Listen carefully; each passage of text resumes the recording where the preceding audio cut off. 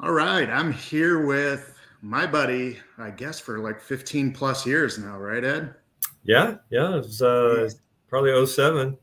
Holy smoke. So I've known Ed for 15 plus years. I didn't know he was such a rock star, but $1 billion in real estate, $1 billion in loan volume. I mean, I don't know of anybody else in the country that's doing that. And I know quite a few agents across the country. So pretty incredible stuff. When you were sending me your little bio, I was like, holy cow. So tell me a little bit about your real estate journey and how you got in, why you got in, and we can kind of just go from there. Yeah, happy to. And thanks for having me on. I appreciate it. Of course. So I have actually been in the real estate industry for 35 years now because I started in 1987 with an internship while I was still in college at IMCO Realty Services. And Ooh. so if you look up my profile on a number of different sites, you'll see me say things like I've literally held every position in the industry with the exception of appraiser.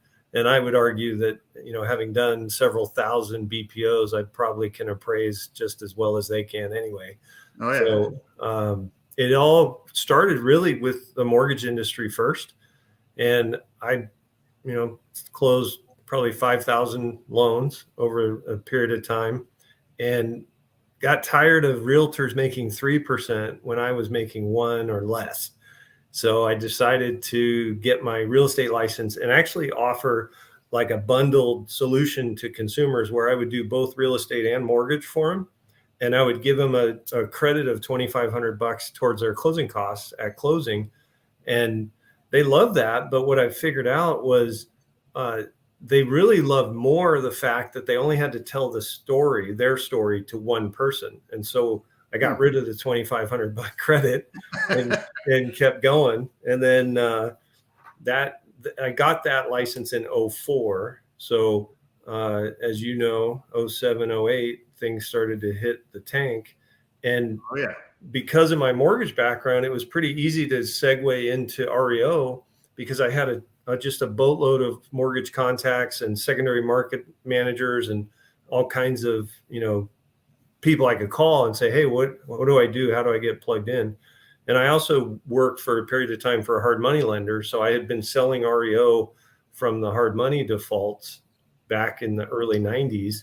So it just kind of was a natural thing. And I ended up being, I don't know this to be true, but I imagine it's a small group. There aren't a lot of white males who get approved to sell Fannie, Freddie, HUD, and VA foreclosures all at the same time. And I was one of them. And so that's where, I've sold over 2,000 properties in my real estate career, but about 1,000 of those were REO. And, Fannie and Freddie were giant clients to have. So it was good. Wow. I mean, that's pretty incredible that you can look at a deal or a client that comes in and you can service it, 360 degrees, probably before any lender would know if they're well qualified or not, or if they're blowing smoke or not, and Yeah. how you can best help them. So you're like literally the one-stop shop. Do you still do the lending side?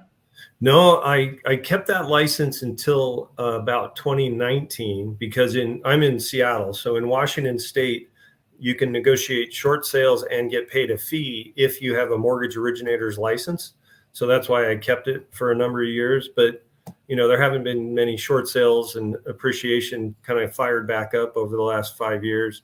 And so in 2019, I let that go. But I actually hadn't originated a mortgage since like 2011 because, you remember when things were going down the tubes, they had, remember the, was it called the Implodometer website, right? It was Yes. how many mortgage companies shut down today, and it was a counter. And so the fact of the matter was loan products were changing so drastically and so quickly that it just became a nightmare. In fact, I had a business partner at the time, and he came into my office and I was just stressing out.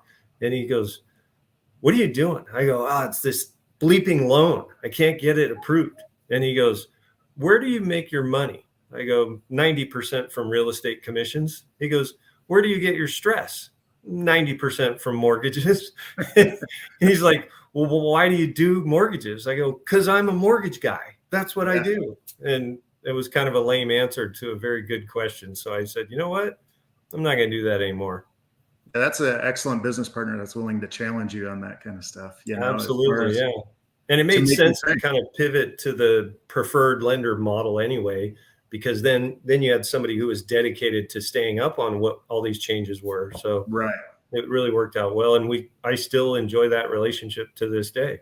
Yeah, and I think everything in our business is a stepping stone to the next thing, right? So like we both had to go through that '08 meltdown through 2012 and do thousands of BPOs. And, we were fortunate we got in and we got to do those BPOs, but then also got the assets too and learned how to, work with the REO assets. But I know the BPO and REO experience for me, if nothing else, I know when I go into a home, I'm pricing that home correctly because I've done so many comp reports, same as you, that I know my prices are pretty dang close, and that's usually I'm going to hit that range head on. Whereas I see a lot, especially in this market that we were experiencing the last 3 or 4 years, where people were just vastly overpricing the homes and sometimes getting it because the market was just, it had this insatiable hunger where people were just paying anything for a house. Yeah. And I had always cautioned people like, hey, even though somebody's willing to pay it, where's our appraisal going to come in? And, so always coming back to that. Now we're moving into another market, kind of shifting back in, kind of what we were seeing back in '06, '07. I hope it doesn't tank like it did in '08. What would you say to an agent that hasn't experienced a market like we had back then of how to prepare yourself for the shift? Or actually, we're already in it. So how do you catch back up with the shift that we're in? Yeah, a great question and a hot topic too, right? Yeah. Because there's a lot of brokers that have never experienced anything other than the white hot market. And to your point, in the white hot market, you didn't have to have any skills. You literally could put it up at the wrong number and the market would correct it and bring you 20 offers and it would sell. In this market, I call it a professionals market. Like if you don't have skills, you're kind of screwed, and you need to know how to price property, right? And one of the things that I tell sellers is I'm actually going to tell you 3 numbers, right? Because as you talk to a typical realtor, they're going to say, well, your home's worth X, somewhere between X and Y. And that is proof positive. Step 1, they don't know how to value real estate because your home doesn't have a value that's in a range. It has a value. It's a single number. And I'm going to tell you what that number is. The second number I'm going to tell you is the list price strategy, because the list price and the market value are rarely the same number. And that's because we want to use a list price that maximizes the third number, which is what does it ultimately sell for? And when you speak to sellers like that, their heads spin, right? Because no one's ever said that. They just said, you want me to do a CMA? Here's your CMA. And they bring them a printout. So to answer your question more directly, it's all about skills. It's all about training. It's all about leaning into resources that you have. I'm at EXP, and there's an unbelievable amount of training available to the brokers that join our company because they publish 80 hours a week of training. And the really cool thing is, like, it creates, because of their model, it creates this collaborative environment, right? And so if I have an agent on my team that says, I want to be the king or queen of open houses, I can plug her into somebody that sold 500 homes from open houses last year, and he or she will tell them everything they know to help, because that, rising tide raises all boats kind of thing. And so in this market, that's what I would give as advice to any realtor who is maybe struggling. And then the other thing I would say is it gets back to fundamentals, right? You got to have skills, but you got to pick up the phone. You got to talk to people. I had a guy on my team at one point, he said, I find that real estate happens when I do real estate things. And I'm like, it's kind of simple, but true, right? So get out there, you got to press the flesh and spread the word. And people are going to lean more into referrals in a time like this because If I'm not in real estate, but you're a buddy of mine and I want to refer you to somebody, I'm not going to take that lightly in a market like this. Right. Right? I'm going to want to refer you to somebody with skills. And so make sure that you're talking to your sphere and you're top of mind. Yeah, I think it's an excellent point, especially being in a professionals market. I think that's a perfect term because we were literally in the last handful of years an amateurs market. You were an order taker. Yeah. Phone call came in. If you got the business, you put it on the market, it's sold. You knew you were printing money if you got the business, but you didn't have to do a lot to obtain it, right? And now you actually have to obtain the business, be a true marketer and market your properties if we're talking the listing side.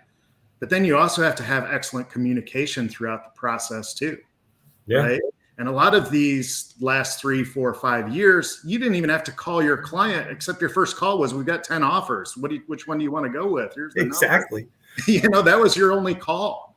Right now, you have to service that client on a weekly, daily basis, sometimes depending on what they need, and what they want from you. And a lot of agents just aren't familiar with that. So what do you say on those weekly calls? Well, how's the market doing? What things have gone on the market that's competing with you? What have sold? What's going on under contract? All that stuff you can take as data. And I know you're a big data guy too. And use that to help solve the client's problem of their home's not selling, right? Yeah. Which we haven't had to do in the last handful of years. Now you mentioned EXP, and I'm at EXP too. Been here over 4 years. I know before EXP, what were you doing before EXP? Were you a team, solo agent? How were you structured before you came here?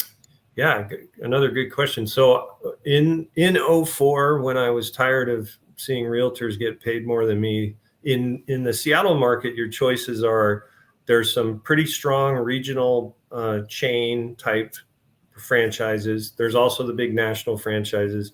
At the end of the day, I didn't want to pay franchise fees to anybody. So I started an independent brokerage with a partner in 04 and ran that for 18 years independently. And we grew to over 150 brokers at one point. So we're pretty successful, multi-million-dollar revenue shop for a long time.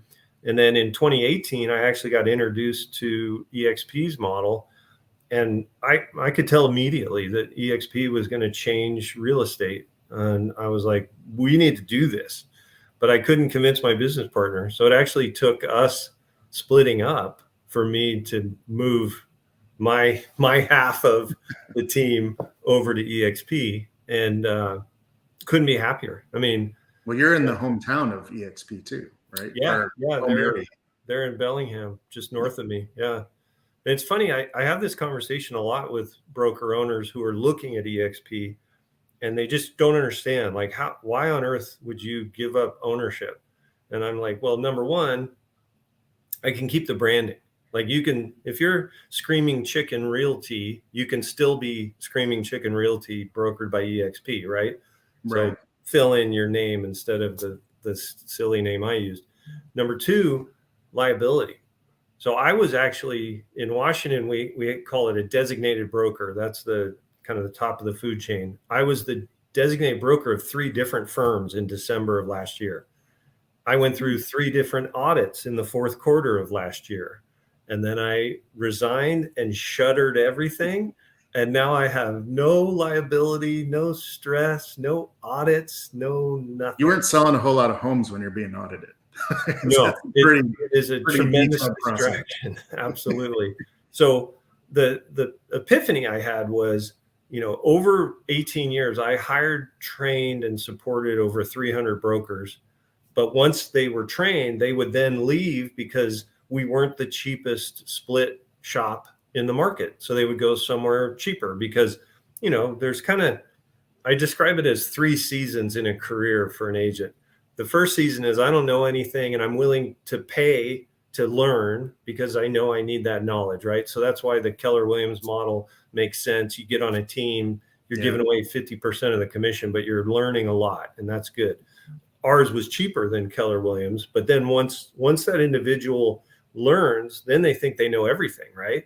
So they go, now I'm going to go to fill in the blank discount shop where it's a flat fee, you know, kind of the Home Smart model, but there's a lot of little knockoffs of that model. And they realize, oh, I can't sell as many when I get zero support, right? I'm not paying much, but I'm getting nothing.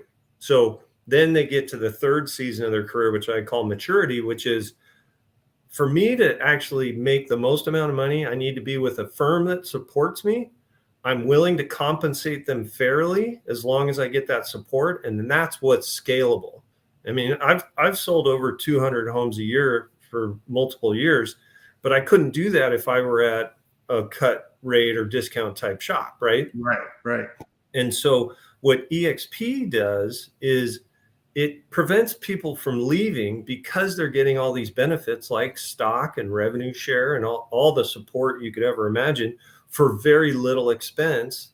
And their cap is only 16 grand, which was almost half of what mine was. And you get it back if you sell 20 more houses after you cap, which I don't know about you, but I train all my team to aspire to 2 homes a month or more, right? That's kind of the minimum. And that would hit Icon in my market. You cap within 3 or 4 deals because of our median sale price. Wow. And then Not here. Yeah. I know Texas has some. We've gone up though since the REO days of 110,000 average sales price. A lot. We're near 400 now. Yeah. Yeah. Well, I had a branch in Houston. I used to travel for mortgage to Houston once a month. And it was because the cash out refinance was not allowed in the state of Texas. So that kept downward pressure on values. So I get it. Yeah. What you're saying about EXP, I love the 3 stages too. I've experienced them and I think one that you don't talk about is when you become uber successful or you have a big team selling a lot of homes, you put a big strain on the typical brokerage. Even if they're 100% model, all your paperwork that they have to process, and you talked about audits earlier, they have to make sure all the I's are dotted and T's are crossed and everything's there. And that puts a tremendous strain on their back end processing when they're not making any money on it. Right. So I had that problem when I was a KW agent, and then I moved on my own for 9 years and felt the same thing you did, the pain of being my own broker. Now I had to dot every I, cross every T and go through the audits. And unfortunately I had a lawsuit of a contract from one of my agents that was never turned into me.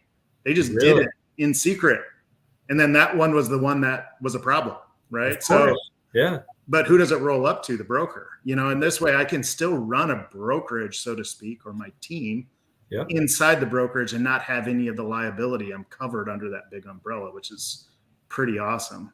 So as far as your team now, what does it look like now? And what has EXP Systems brought into your business, or as far as an influx of business or relationships, or what have you seen since your short time being here?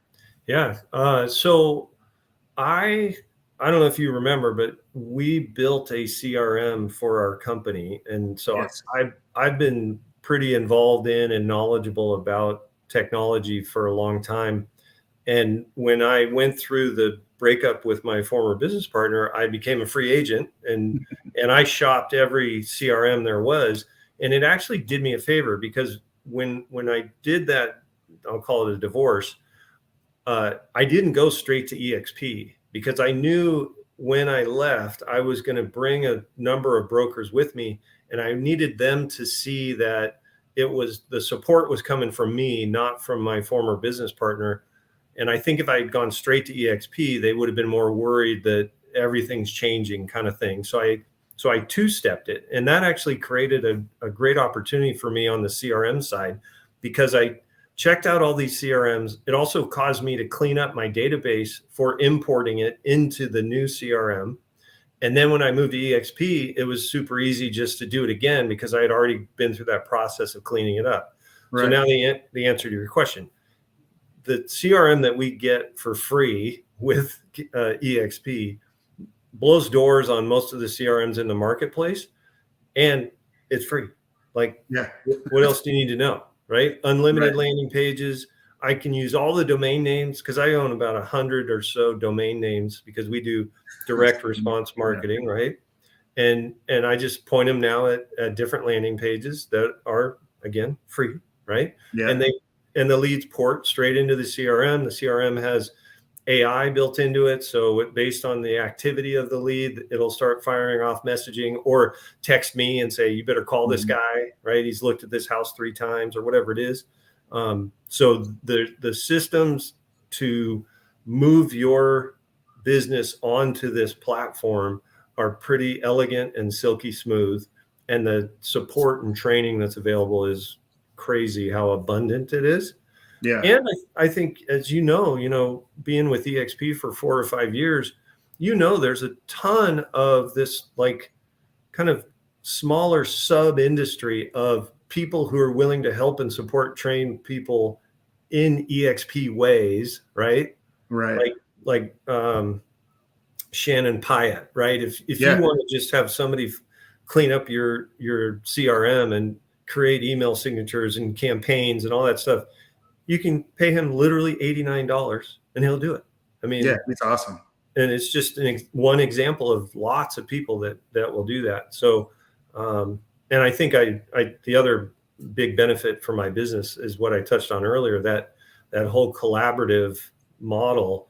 If I decided I wanted to, test out a new lead source, like street text or GeoPoint data or whatever, I can plug into somebody that's already doing it and doing it well and go, is this any good? I had one, I won't name them in your video here, but I had one referred to me and I brought it up in a Zoom meeting and they were like, oh God, no, stay away from that one.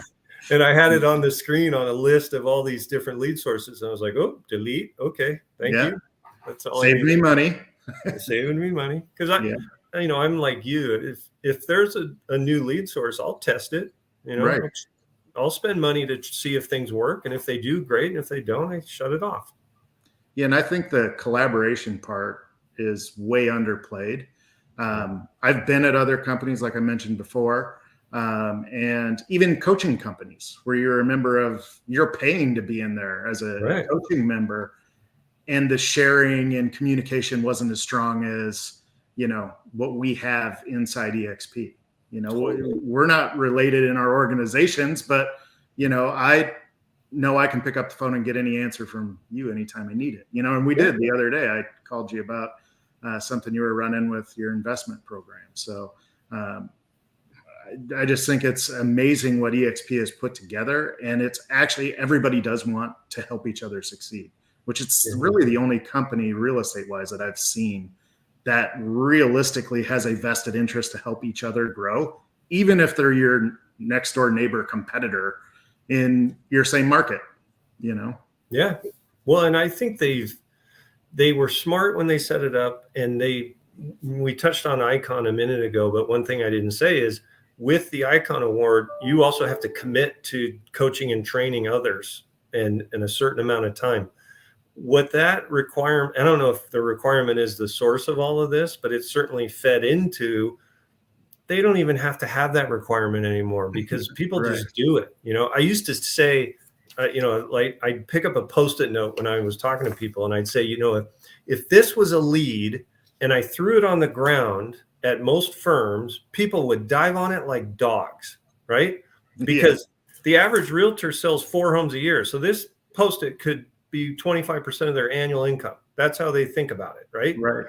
But in my team, if I throw it on the ground, they're going to look at it and then they're going to look around at everyone else and decide who needs it the most, because they all know how to generate more themselves and they don't need that.